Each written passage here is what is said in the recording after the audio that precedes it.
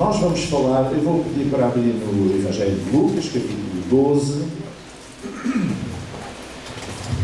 versículos 31 e 32.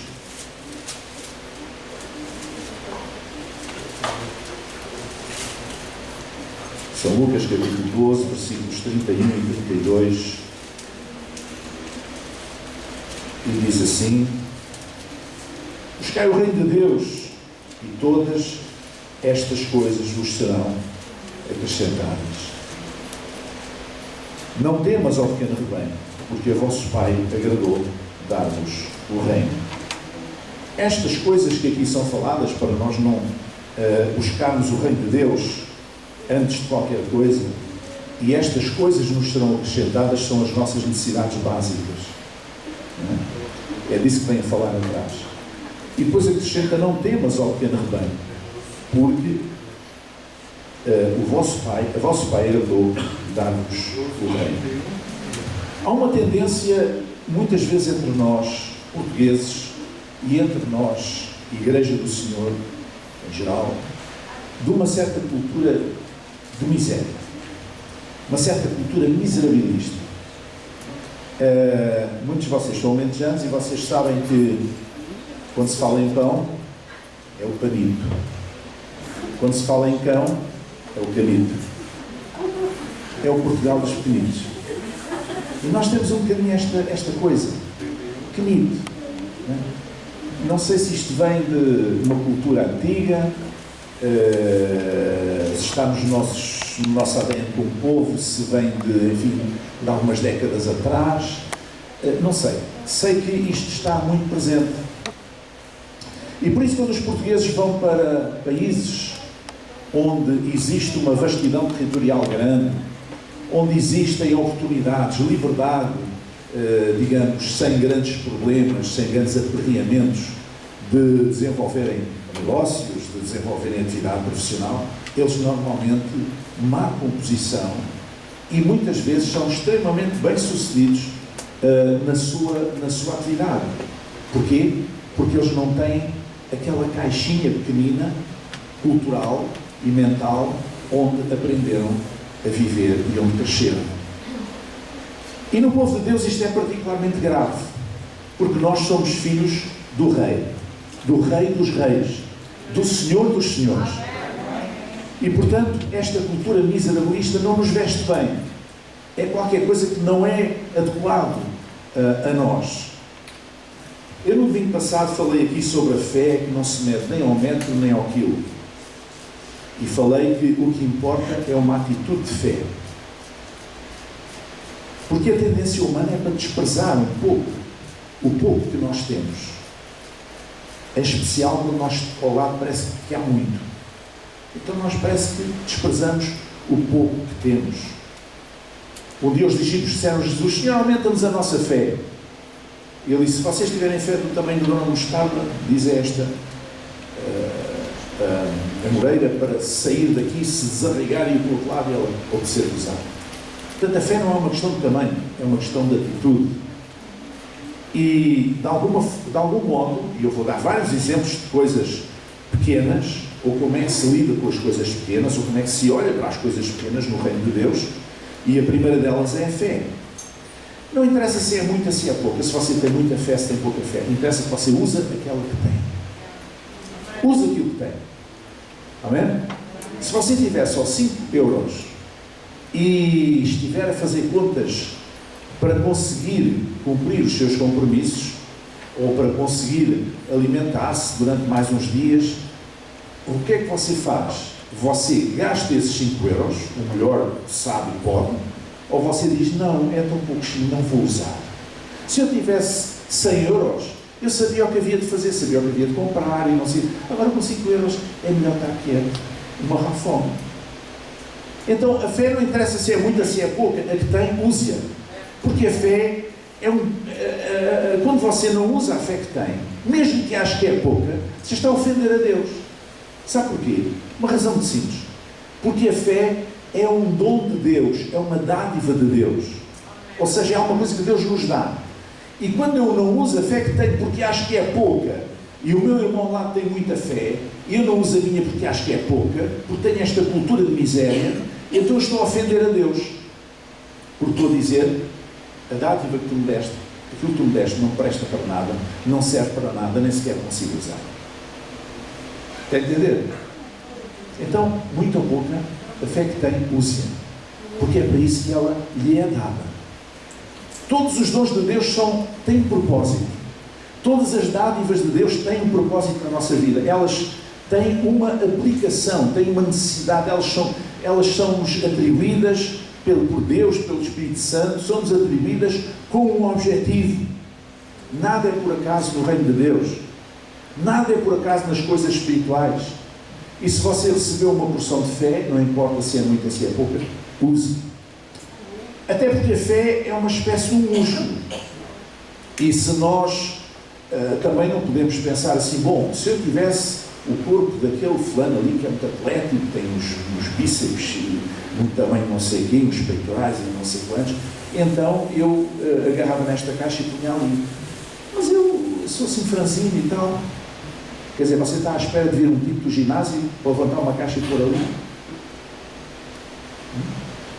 Então nós temos que usar aquilo que nós temos. A fé é um músculo que, se não for usado, atrofia.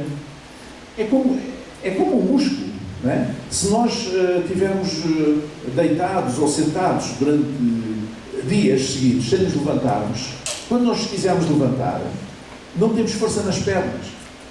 Porque os músculos perderam tonicidade, perdemos massa muscular e, portanto, agora estamos mais fracos. Porquê? Porque não usamos os músculos que tínhamos. Mas se a fé é um músculo e se nós a usamos, ela vai-se fortalecendo cada vez mais. Portanto, não é uma questão de medida, não é uma questão de tamanho, é uma questão de uso e é uma questão de atitude. Amém? Jesus ensinou contra a cultura da miséria. Um dia ele contou uma história, uma parábola, que nós conhecemos muito bem, que é a parábola dos talentos, lá em Mateus 25, onde ele disse que houve alguém que disse aos seus servos, saiu para longe e disse aos seus servos, olha, tu tens aqui 5 talentos, tu tens 2 e tu tens 1, portanto negociei os talentos que eu vou pedir contas quando chegar. E o que tinha 5 talentos, negociou e alcançou outros 5, ganhou outros 5. É? O que tinha 2, negociou e ganhou outros 2. E o que tinha só 1, cultura da miséria, cultura miserabilista, cultura do pequenino, o que é que ele fez? Enterrou o talento, não o investiu. E quando o Senhor voltou e foi pedir contas, o que tinha 5 tinha ganho 5 mais valias, ele disse, servo bom e fiel, entra no gozo do teu Senhor. E o que tinha 2, ganhou outros 2 de mais-valias, e ele disse, servo bom e fiel, entra no gozo do teu Senhor. E o que é que ele disse àquele que tinha só um talento e que o não usou, mas o enterrou? Ele disse que ele era infiel e que até aquilo que ele tinha lhe seria tirado, e mandou-lhe tirar aquele talento. Então, se tu achas que aquilo que tens é pouco, então, e tu não usares, até esse pouco vais perder. No reino de Deus é assim que funciona.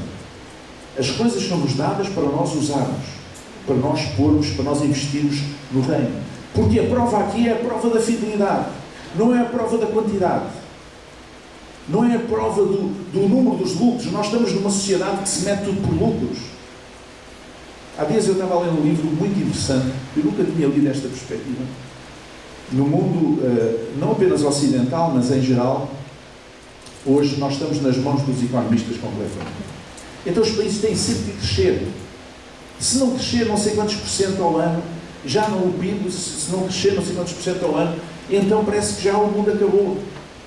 Mas porquê é que temos que crescer indefinidamente, sempre crescer? Porque estamos numa sociedade consumista, numa sociedade que valoriza cada vez mais o ter e menos o ser. Entende? E nós vamos todos atrás disto. Esta é a influência que passa, isto é que passa nos políticos, nas televisões, a toda a hora, a todo instante. Meus irmãos, há países que, por vezes, por alguma razão, deixam de crescer, ou crescem menos. Eles não acabam por isso. Agora, com esta coisa, todos os países tiveram um trambolhão no seu crescimento. Não é? Mas eles não vão acabar por isso. As pessoas vão continuar, os negócios vão reabrir, vai-se continuar, mas não podemos centrar a nossa vida na quantidade. A questão aqui da prova de Deus é a fidelidade. Tu tens que ser fiel, seja com o muito, seja com o pouco. Porque se tiveres pouco, se achas que tens pouco, e se não fores fiel nesse pouco, se não investires no reino de Deus esse pouco, até esse pouco vai ser tirado. Amém? Que os homens nos considerem como ministros de Cristo e dispenseiros dos mistérios de Deus. Além disso, dizia Paulo aos Coríntios, que o que se requer dos dispenseiros é que cada um se ache fiel. A questão aqui é fidelidade. Fidelidade no muito, fidelidade no pouco. Outro exemplo, a semente. Imagine que o lavrador tem pouca semente este ano, na altura da sementeira, para lançar à terra. E ele diz assim: eu queria ter 10 sacos de sementes. Só tenho um, nem vale a pena semear. Não é? Nem vale a pena semear. Isto é o quê? Um saquito. Não é nada. E não semeia nada e não colhe nada. E depois passa fome. Passa a ele, a família, os animais. A semente, seja muito ou pouca, tem que se lançar à terra. É ou não é? Eu não percebo nada da agricultura. Mas é assim. Se nós tivermos mais, lançamos mais. Se tivermos menos, lançamos menos. Mas se nós não lançarmos, não vai crescer. Não vamos colher coisa nenhuma. Amém? E há pessoas que querem ver Deus mover-se na sua vida, mas não usam os dons que Deus lhes deu. Nem sequer a medida de fé que Deus lhes deu. Estão sempre encostados aos outros. Que os outros orem por nós, que os outros resolvam os problemas por nós, os nossos problemas, os problemas que nós temos, sejam eles que resolvam, sejam eles que intercedam por nós, sejam eles que resolvam os nossos problemas. Isso é uma atitude infantil. Porque quando as crianças, nós temos filhos que são crianças, são pequenos, eles estão à espera que os pais os alimentem, os protejam, os educam, lhes deem tudo o que eles precisam, porque são crianças. Mas quando chegam a adultos, quando são homens e mulheres e têm a sua vida, eles já não podem depender dos pais. Eles têm outras responsabilidades. E, portanto, seja muito ou seja pouco, a semente tem que ser lançada à terra. Diz lá no livro do profeta Zacarias, capítulo 4, versículo 10, por quem despreza o dia das coisas pequenas?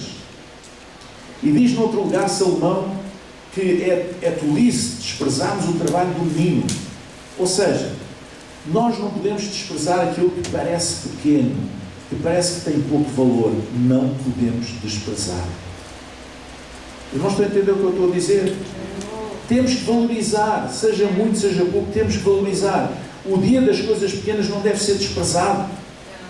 Até porque há coisas que se querem pequenas, como a sardinha, por exemplo.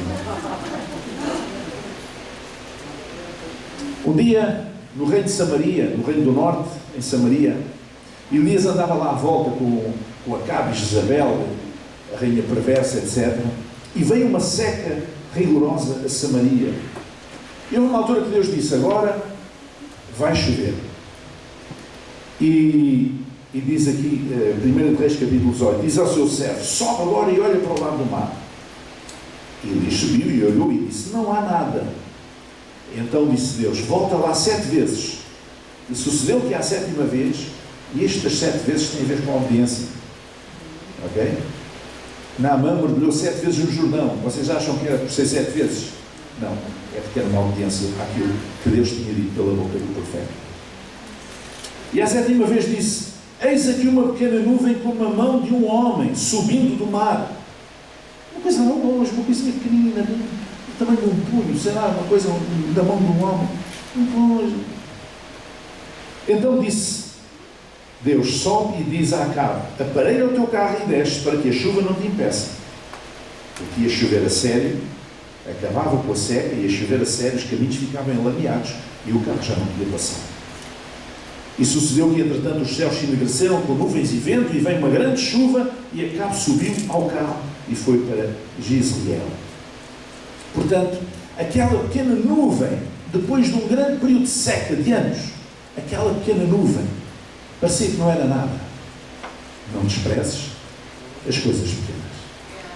Mas de repente, aquela nuvem transformou-se em muitas nuvens grandes e choveu copiosamente e acabou com a seca. Amém? Amém. Também Salomão, lá no livro de Provérbios, fala em coisas pequenas na terra, mas que têm a sua dose de excelência. Estas 4 coisas são das menores da terra, porém bem providas de sabedoria. As formigas não são um povo forte, todavia no verão preparam a sua comida. Nós achamos que formiga é uma coisa insignificante, mas uma formiga pode incomodar muito. E depois há formigas que já não são assim tão pequenas, são um bocadinho maiores, e essas então incomodam mesmo a sério. Os coelhos são um povo débil e contudo põe a sua casa na rocha. São um povo débil, mas a sua casa está sólida, está na rocha. Os gafanhotos não têm rei e contudo todos saem e em bandos se repartem. Isto é, não tem um rei, mas tem uma organização fantástica. E nós estamos a ver aquilo que está a acontecer hoje no mundo, em África. Fala-se pouco disso, porque fala-se só do Covid, mas há muita fome que vai vir sobre a África nos próximos tempos por causa dos gafanhotos, que são milhões e milhões que se levantam e vêm do Médio Oriente e em certas regiões da África Oriental a destruir as culturas, comem tudo o que aparece à frente. É uma praga terrível. Não é? A aranha se pendura com as mãos. Com as mãos, que é como quem diz. O meu pai dizia sempre, a minha irmã agarrava nas coisas às vezes com as pontas dos dedos, e o meu pai dizia assim, pá, parece que tens mãos de aranha.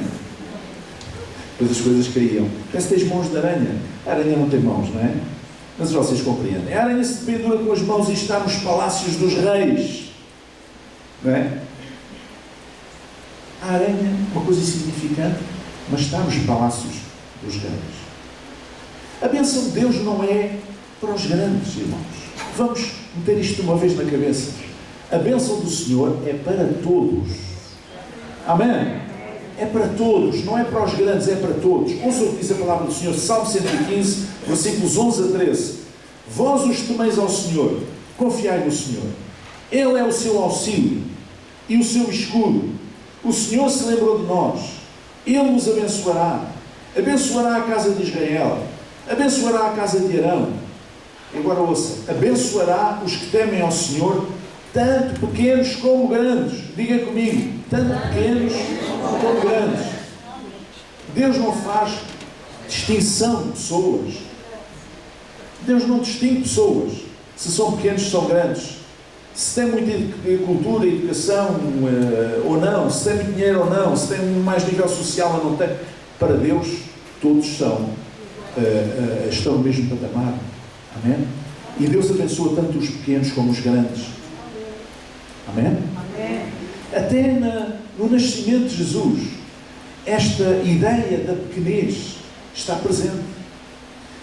Mas, digamos, virado ao contrário. O profeta Miqueias dizia lá no capítulo 5, quando anunciava, portanto, profeticamente, naturalmente, o nascimento do Messias de Israel. E o Messias de Israel haveria de nascer numa pequena cidade chamada Belém. Nós aqui temos aldeias, vilas e cidades, mas normalmente em muitos países, e também no Médio Oriente, não havia cá aldeias e vilas, havia cidades.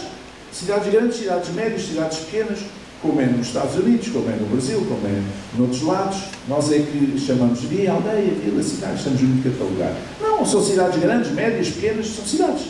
E Belém é uma cidadezinha.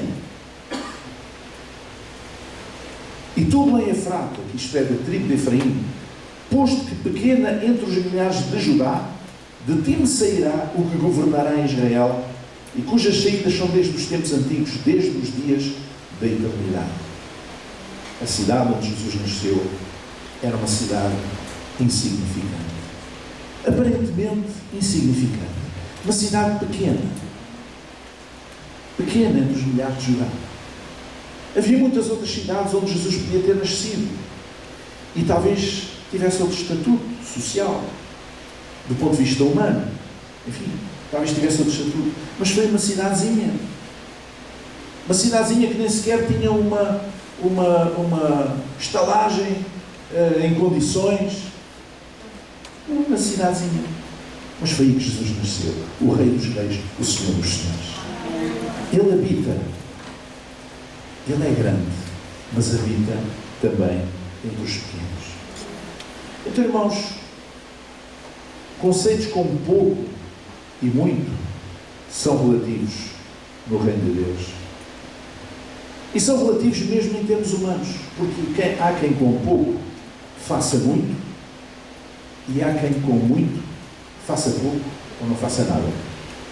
Não é? Depende de como é que nós gerimos o que temos. Não é uma questão de quantidade, é uma questão de sabedoria. É uma questão de sabedoria de vida. Não é? E muitas vezes nós olhamos para as coisas espirituais com os olhos do homem natural, quando devíamos olhar com os olhos do homem espiritual. E achamos que aquela coisa, aquele domzinho que Deus me deu é tão pequenino. Deus deu-me um dom tão simples. Se eu tivesse um dom para fazer isto, ou um dom daquela maneira, sim, isso é que era bom. Mas ouça, aquilo que a Bíblia diz é que quando Deus nos dá o pouco e somos fiéis sobre o pouco, o que é que Deus faz? Coloca-nos sobre o muito. Ninguém que vai para o serviço militar começa no posto de coronel ou de general. Começa cá para baixo e depois vai fazendo carreira. Não é? E muitas vezes nós achamos, eu tenho este dom, desprezamos o dom. Não despreza o dom que há em ti, dizia Paulo a Timóteo. Não despreza o dom que há em ti. Ou seja, eu volto a dizer, um dom é uma dádiva, ou seja, é qualquer coisa que não nasceu de nós, é de Deus. Eu não tenho que orgulhar-me da minha fé, da fé que tenho. Isso é estúpido, porque a fé não é minha, foi Deus que me deu. É minha, mas foi Deus que me deu. Não fui eu que decidi ter aquela fé. O que está na minha mão é usar ou não usar aquela fé que Deus me deu. Amém? É um bocadinho como aquela pessoa que fica toda derretida quando diz, tu és tão bonita. Pronto, os pais esmeraram-se, não é? O que é que ela contribui? Qual é o mérito da pessoa nisso? Não é lá muito. Não é? Então, se Deus nos dá, tem valor. Tudo o que vem de cima é dom de Deus, precioso. Não é? Todo o dom de Deus, todo o dom que vem do alto é precioso. Tudo aquilo que Deus nos dá é precioso. Não vamos desprezar, não vamos menosprezar, temos que combater esta cultura da miséria, esta cultura miserabilista, humana, que temos muitas vezes olhar para as coisas espirituais e devemos olhar com outros olhos e olhar e ver como Deus vê e não como os homens veem. Deus olha para vocês. Deus não vê uma velha despenteada aí. Deus vê uma serva.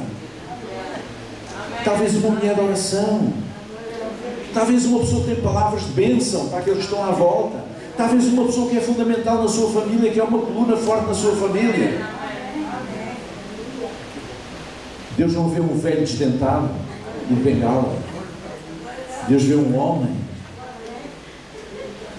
que está ao seu serviço, que abençoa, que ama, que reflete a imagem de Cristo. É assim que Deus vê. E porquê é que nós sabemos de olhar para as coisas à nossa volta com os olhos do homem natural e não como Deus vê? Porque se nós olharmos como Deus vê, nós vemos de outra coisa. Nós vemos de outra maneira. E tudo isso vai baralhar e vai alterar os nossos valores, a nossa avaliação e os nossos relacionamentos. Portanto, quem tem pouco pode fazer muito. E muitas vezes quem tem muito faz muito pouco. Ou não faz nada. Então, irmãos, nós devemos agradecer a Deus por aquilo que temos. Seja muito ou pouco. E ser fiéis no pouco ou no muito. Porque a matemática divina é diferente da nossa. Dizia o salmista lá no Salmo 37, versículo 16: vale mais o pouco que tem o justo do que as riquezas de muitos ímpios. Não inveja. As pessoas que não conhecem a Deus e que têm muito dinheiro, muitas vezes são os desgraçados, são os infelizes. Não inveja. Agradeça a Deus aquilo que você tem. Porque com o pouco que você tem, Deus vai lhe dar graça para fazer muito. Amém?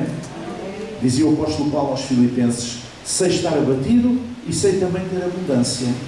Em toda a maneira e em todas as coisas estou instruído, tanto a ter fartura como a ter fome, tanto a ter abundância como a padecer necessidade. Posso todas as coisas em Cristo me fortalece. Esta frase tem sido usada muitas vezes fora do contexto, abusivamente. Não? Mas aquilo que ele diz, posso todas as coisas e Cristo me fortalece, é que mesmo com necessidade, mesmo com o pouco, mesmo com a dificuldade, ou com o muito, eu tenho a graça de Deus para me saber conduzir. E Deus não me falta. Amém? Um dia houve uma grande multidão, milhares de pessoas, talvez 10 mil pessoas ou mais, que saíram fora da cidade e foram atrás de Jesus. E ele subiu assim uma colina e falava lá de cima, e o povo estava assentado, e passaram horas a ouvir, extasiados, a ouvir o seu ensino. Porque Jesus ensinava não como ensinavam os sacerdotes ou os escribas, não, ele ensinava de uma maneira diferente e atraía as pessoas e dizia palavras que elas nunca tinham ouvido. E a certa altura começou um ratinho a roer. E o pessoal passou ao meio-dia, e passou ao meio-dia e meia, e passou uma da tarde, e passou 2 da tarde, e o pessoal começou, os miúdos começaram a dizer: mãe, tenho fome, pai, tenho fome. E a coisa começou assim. E então o que é que Jesus fez? Jesus mandou saber o que é que havia ali, e havia um rapazinho que tinha 5 pães e 2 peixes. Eles disseram: tragam cá. E ele perguntou aos discípulos, e o discípulo disse assim: 5 pães e 2 peixes, mas isso serve para quê? E ele não sabe para quê. É a atitude humana. 5 pães e 2 peixes para milhares de pessoas. Só homens eram 5 mil, fora mulheres e crianças. Eu disse 10 mil assim por baixo, mas é mais. Que é 5 pães e 2 peixes, tudo aqui, nem vale a pena. E aqui entrou Fernando Pessoa. Vale sempre a pena quando a alma não é pequena. E ele dizia de outra maneira: vale sempre a pena quando somos pessoas de fé, que queremos usar a fé que temos. E o que é que Jesus fez? Multiplicou os pães e subjou muito mais do que aquilo que havia à partida. Porquê? Porque houve ali um milagre, uma intervenção sobrenatural de Deus, que respondeu a uma necessidade. E se tu tens pouco e há uma necessidade, se tu usares a fé, Deus vai responder, suprir essa necessidade e ainda vai subjar. Amém? Por isso, irmãos, sejamos fiéis para com Deus. No uso da fé, na fé que nós temos para investir no reino de Deus. Amém? Vamos chegar. Senhor, nosso Deus e Pai, esta manhã, Senhor, nós queremos orar para nos ajudares a libertar desta cultura de miséria, Senhor. Desta cultura, desta mentalidade miserabilista que tantas vezes temos, que olhamos para as coisas desvalorizando o que é pequeno, o que é pouco, Senhor. Mas ajuda-nos a ver com os olhos da fé, ajuda-nos a olhar com os olhos espirituais, ajuda-nos a ver como Tu vês, Senhor. Ó Deus, porque Tu vês de uma forma diferente. E se nós usarmos a fé que Tu nos tens dado, certamente Tu vais multiplicar os nossos poucos pães e poucos peixes, e ainda vai subjar. Bendito seja o Teu nome, porque Tu és o Deus da abundância, Tu és o Senhor de toda a abundância, o Senhor de toda a prata e todo o ouro, Senhor. E Tu és o Deus que superabunda. Bendito seja o Teu nome.